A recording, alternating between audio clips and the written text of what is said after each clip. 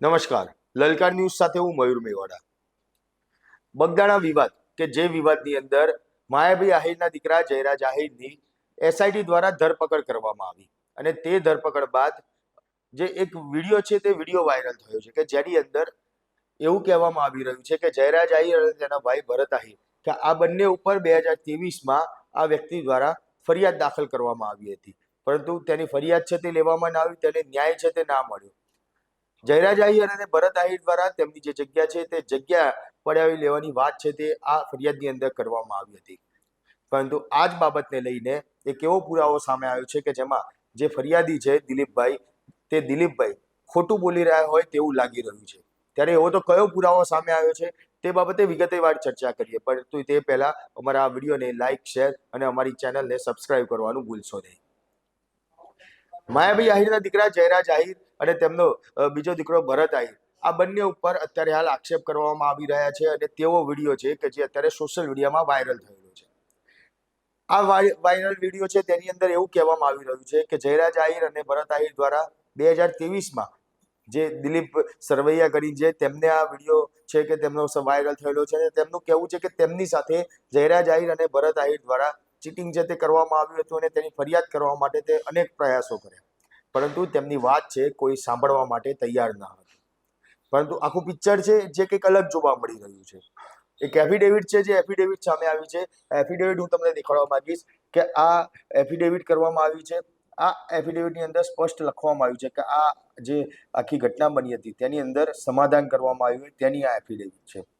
300 રૂપિયાનો સ્ટેમ્પ છે. આ સ્ટેમ્પની 300 રૂપિયાના સ્ટેમ્પ ઉપર આ એફિડેવિટ કરાયેલી છે અને આ એફિડેવિટ 24 નવેમ્બર 2023 દિલીપભાઈ ગોરધનભાઈ દ્વારા કરવામાં આવેલી છે. એફિડેવિટની અંદર જે આખું લખાણ લખવામાં આવ્યું છે તે પણ હું તમને બતાવીશ.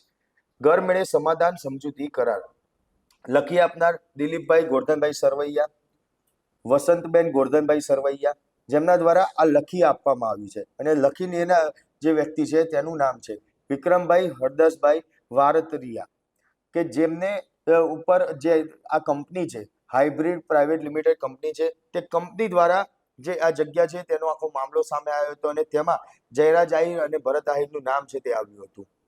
ત્યારે આ આખું લખાણ છે જે સમાધાનનું લખાણ છે તે કરવામાં આવ્યું હતું. આ લખાણની અંદર બી લખેલું છે કે આથી અમો લખી આપનાર તમો લખાવી લેનાર આ ઘર મેળે સમજૂતી કરાર કરી લખી આપીએ છીએ.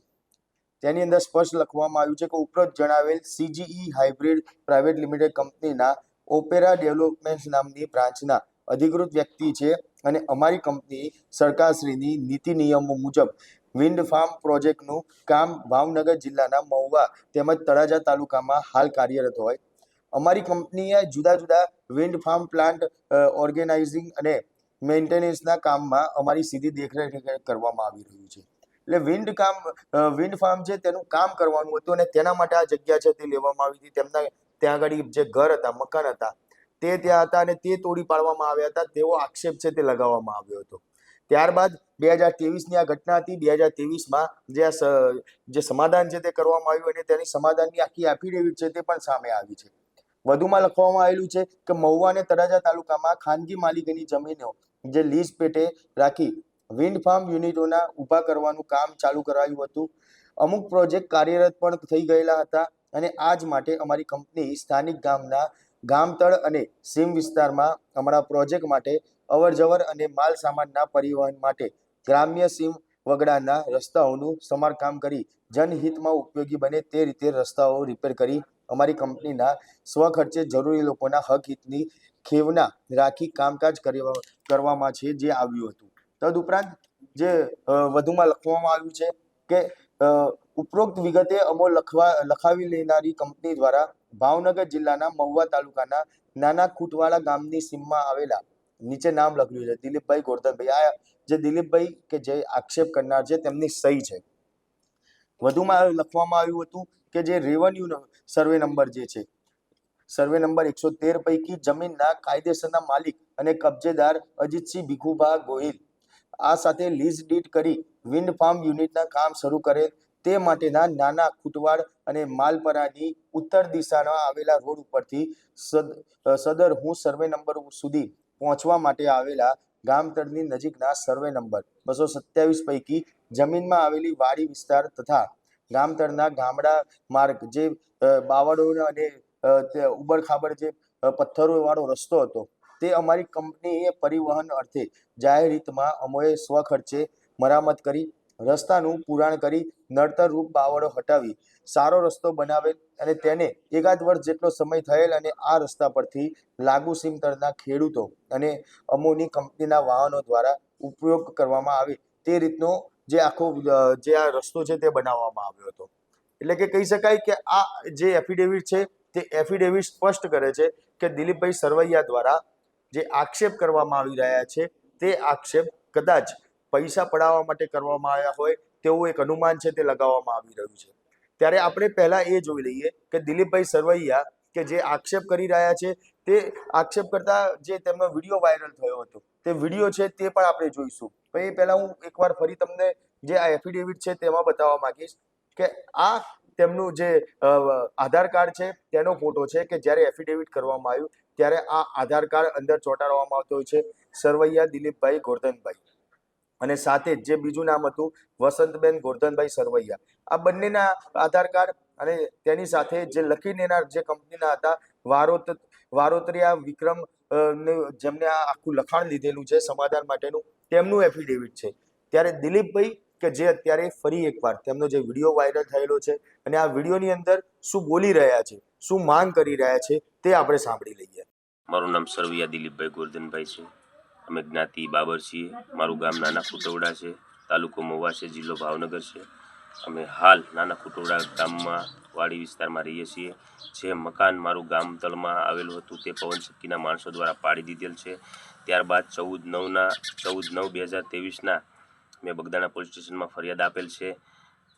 ત્યારબાદ વખતો વખત તમામ કચેરીઓમાં મેં અલગ અલગ રાષ્ટ્રપતિથી લઈ અને બગદાણાના પોલીસ સ્ટેશન સુધી તમામ જગ્યાએ અરજીઓ કરેલ છે. ત્યારબાદ 25/9/2023 જે મારી અરજી છે તે જ મારી ફરિયાદ છે એવું બગદાણા પોલીસ સ્ટેશનને જણાવેલ હોવા છતાં બગદાણા પોલીસ સ્ટેશનમાં કોઈ જ ફરિયાદ દાખલ કરવામાં નથી આવી.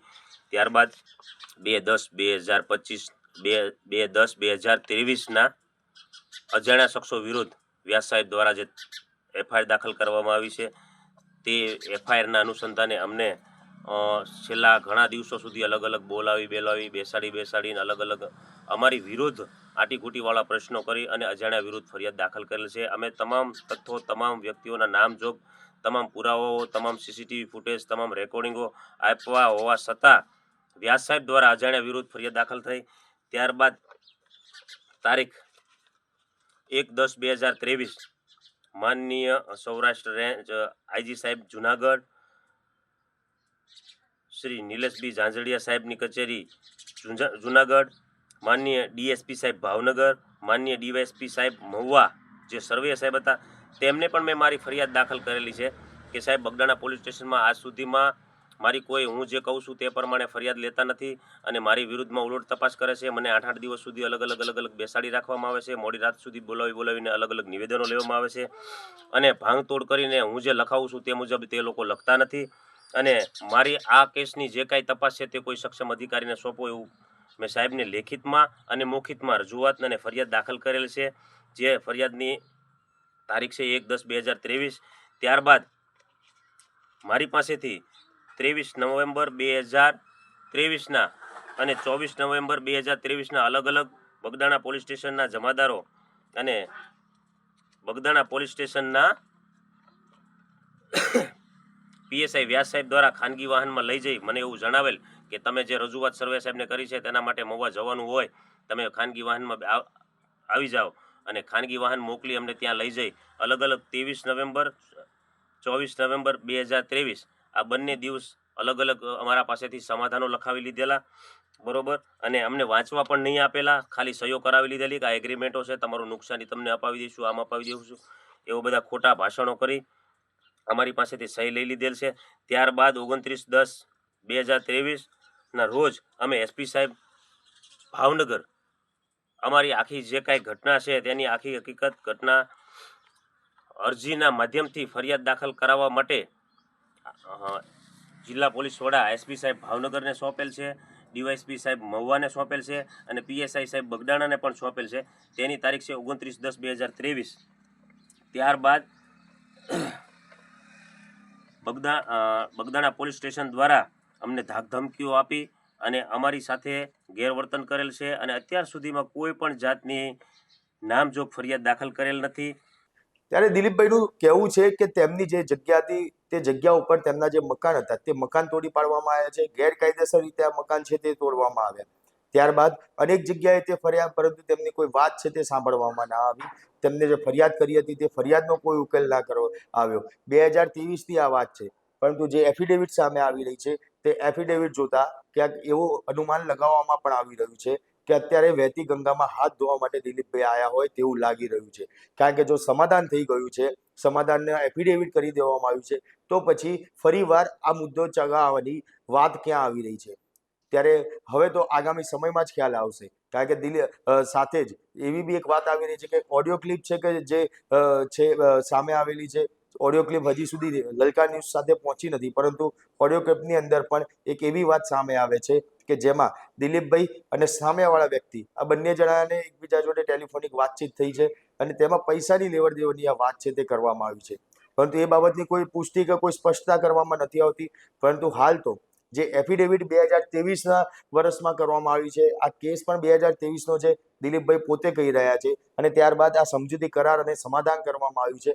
તો ફરી એકવાર દિલીપભાઈ જયરાજ આહિર અને ભરત આહિરના નામ સાથે કેમ બજારમાં આવ્યા તે બાબતને લઈને અનેક સવાલો છે તે ઊભા થઈ રહ્યા છે. ત્યારે તમારું શું માનવું છે આ બાબતને લઈને? કોમેન્ટ બોક્સમાં જરૂરથી જણાવજો.